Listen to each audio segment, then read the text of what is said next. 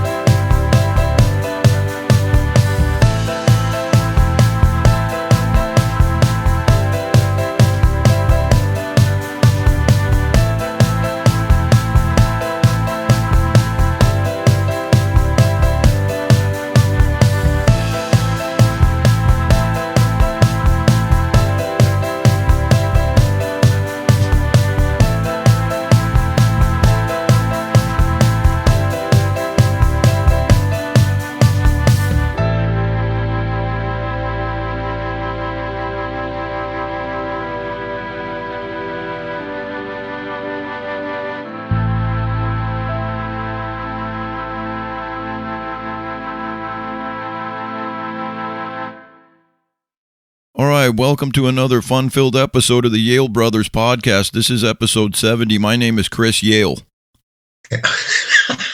Vote for me. I'm Chris Yale. And this is Roger Yale. I would appreciate all your votes.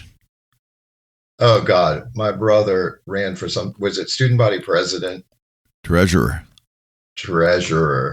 And he came over the PA and he was all distorted, probably like I am in this mic right now. He was very enthusiastic. Oh, no, it was president. And I blew everybody away because I was so loud on the PA.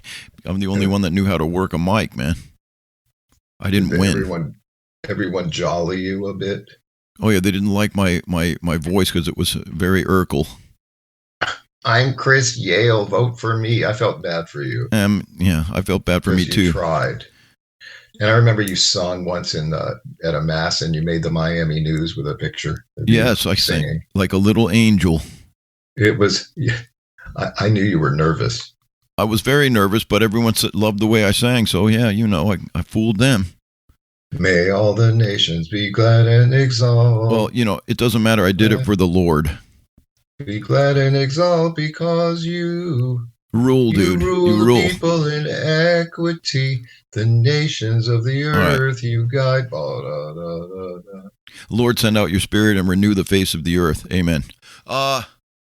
Perfect. And you've also had some other public-facing things. Public-facing? Like you ran up during a performance of the magic show as a volunteer in L.A. Yeah, I did. I loved it. You darted up there. You didn't even hesitate. No, man. You weren't nervous then because magic was your wheelhouse. I knew it. Hey, man, yeah, for sure. No, I wasn't going to miss that. Well, I knew Peter DePaula anyway. Or was it Doug Henning then? Peter DePaula. It was Peter DePaula, and then we saw him again at Coconut Grove. Yes, and I got to see him back. I called him. I made sure it's like, hey, remember me? I was Chris from the Magic Hotel. You did? Yeah, I said, so I really want to come see the show, and I think he got us tickets. I think he did too, man. And then I got a picture of me with him somewhere else. I don't know. Yeah, I love it, man. I got to scan a whole bunch of pictures. I'm going to probably try to rip off all the family pictures from Maria and Frank and everyone. Good. Hey, did you go to that show? Or was it just me? I went with you. I'm almost cussed, but this is supposed to be family friendly. Why? Why is it? No, it's not.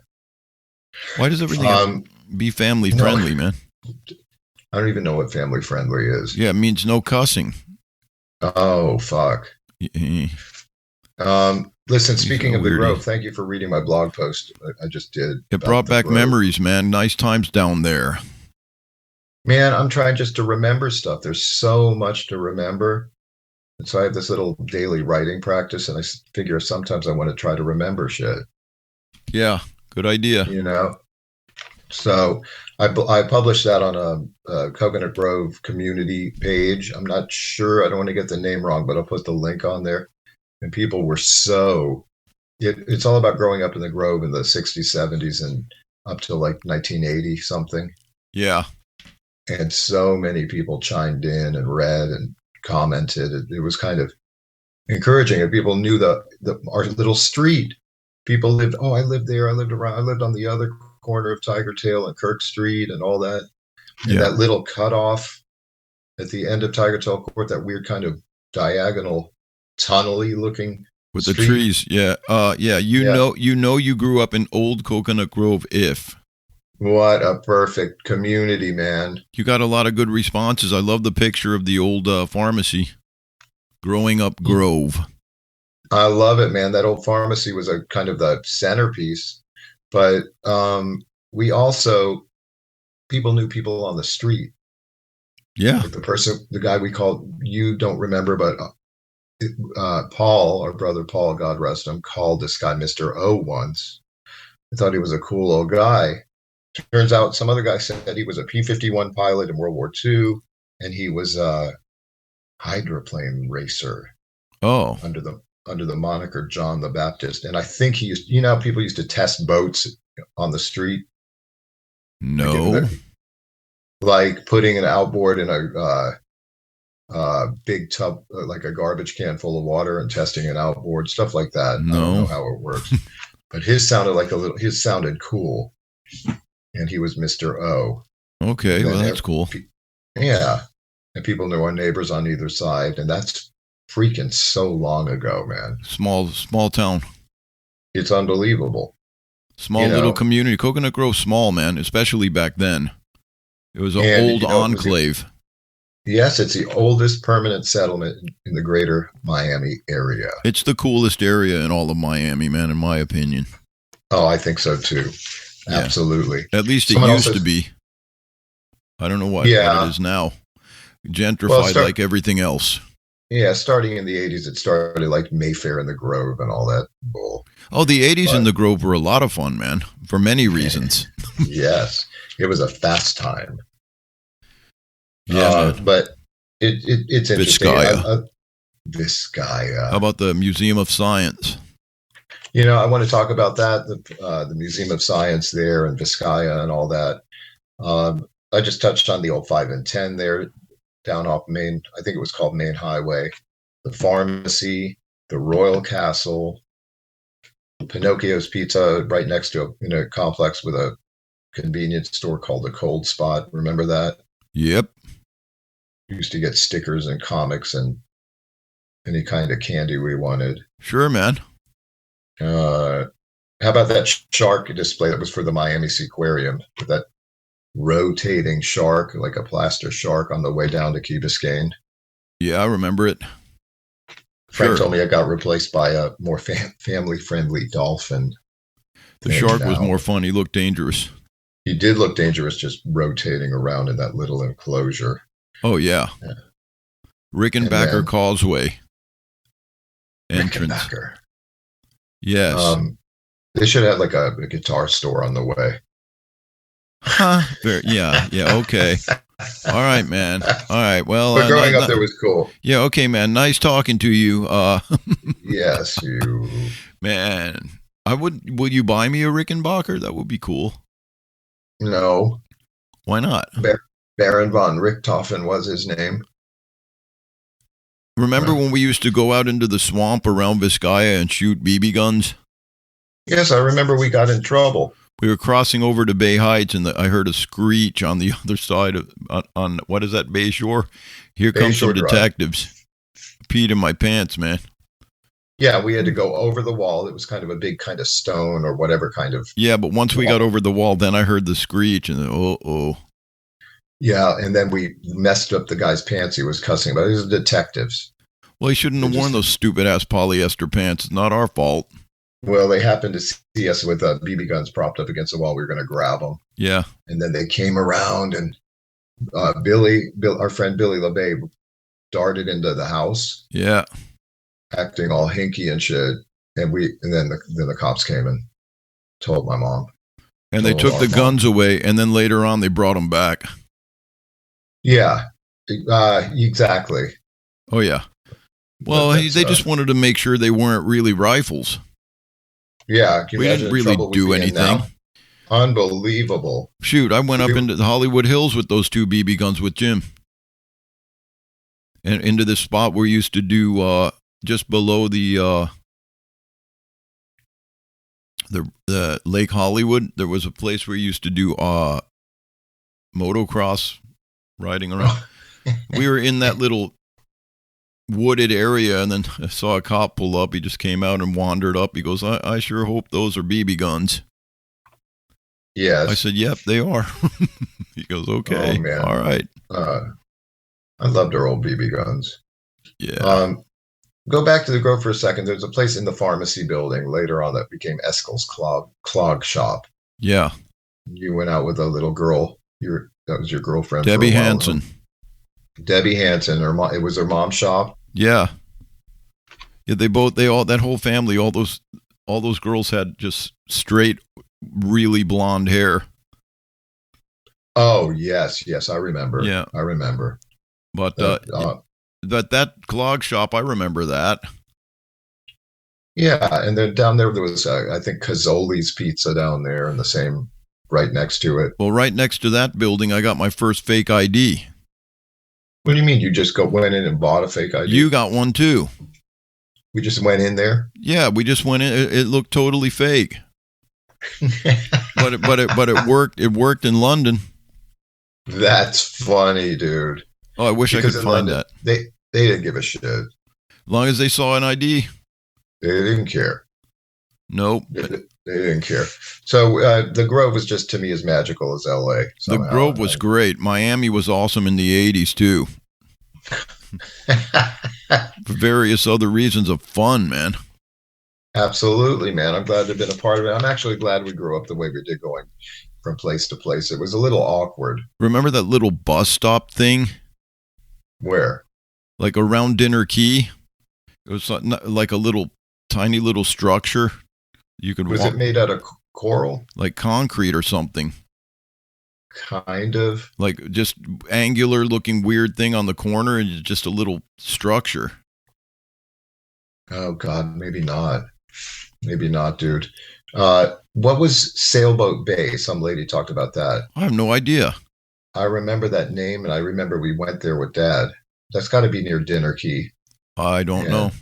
And what we called the Bay, David T. Kennedy Park, it became. I don't know. Anyway. But anyway, so much more to Plum. You know what I mean, Eve? Well, it's very funny, man. I liked Eve Plum.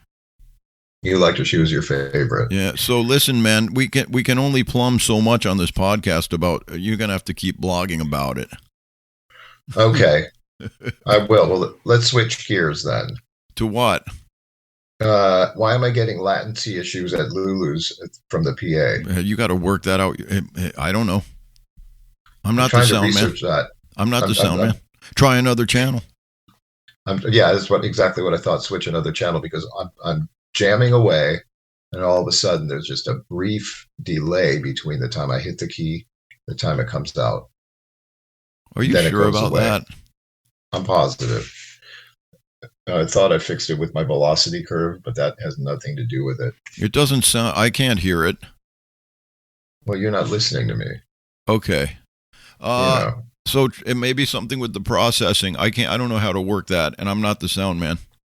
No. So this is what you could do. Just get the owner's manual for the PreSonus StudioLive 16 and thumb through it. There might be presets on that. I'm just going to plug it into another channel. Yeah, plug it into another channel and see. Yeah, man. I don't know.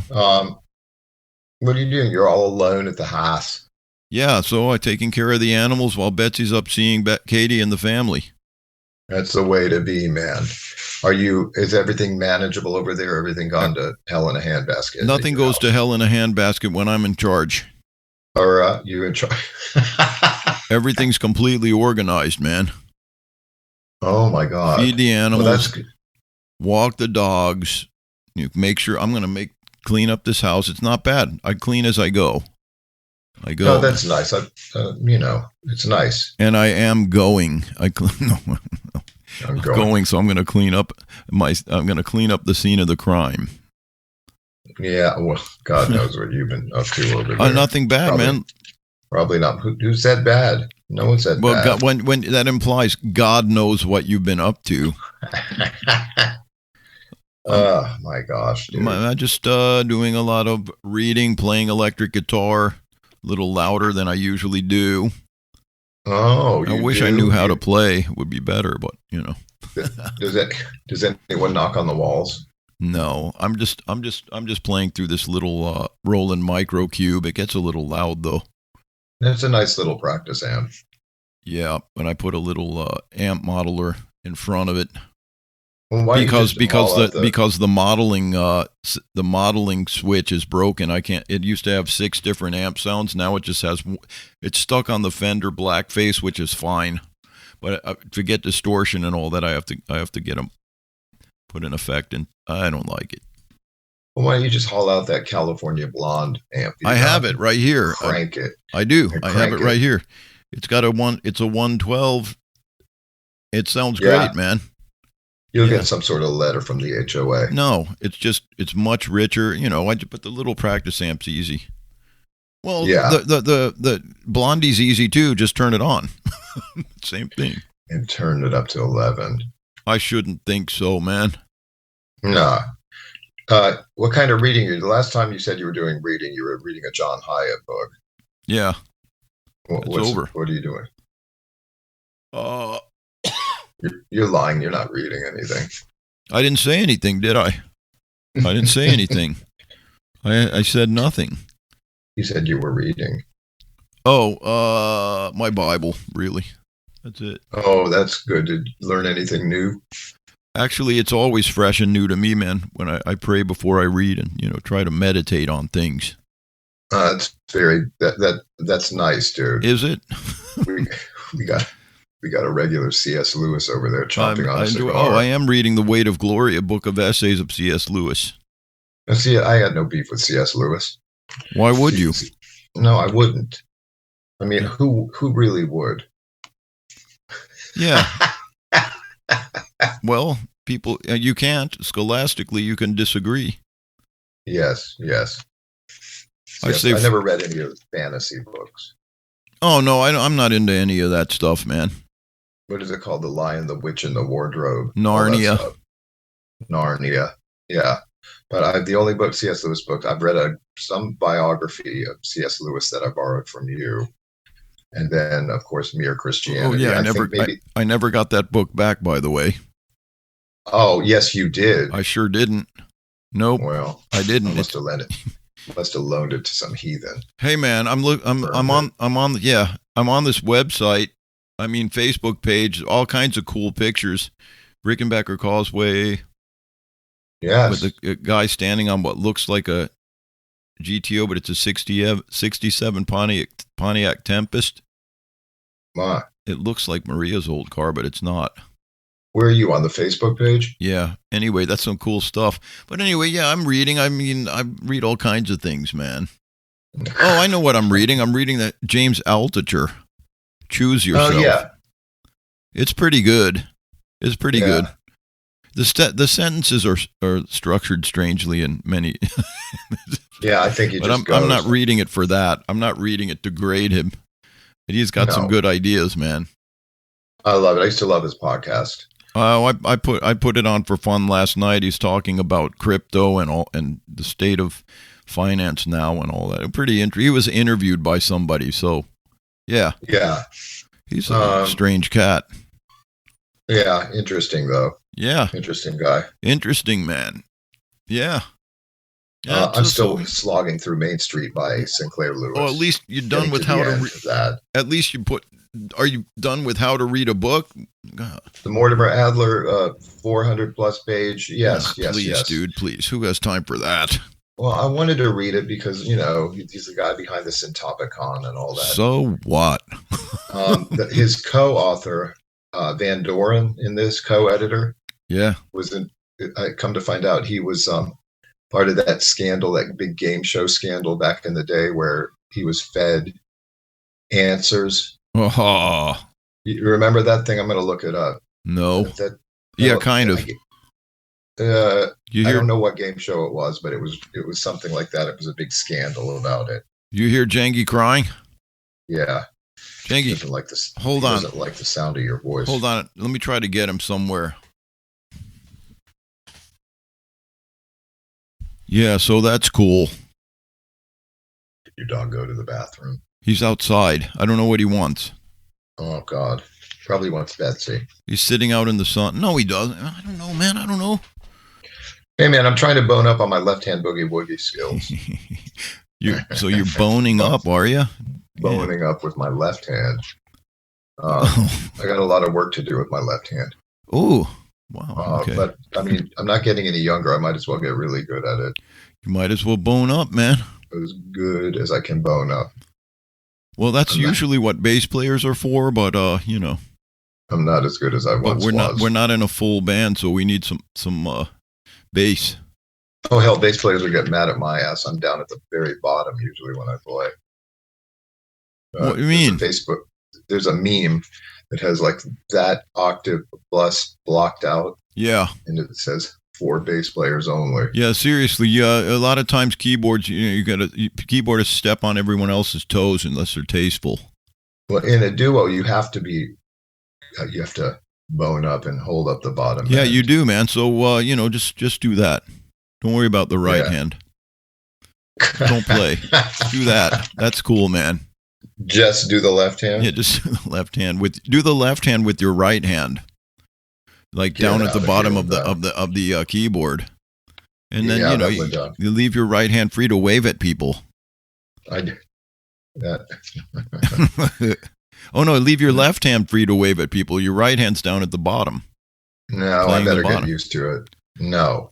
What do you get yourself one of those little super balls and squeeze them and just exercise? Oh, yeah.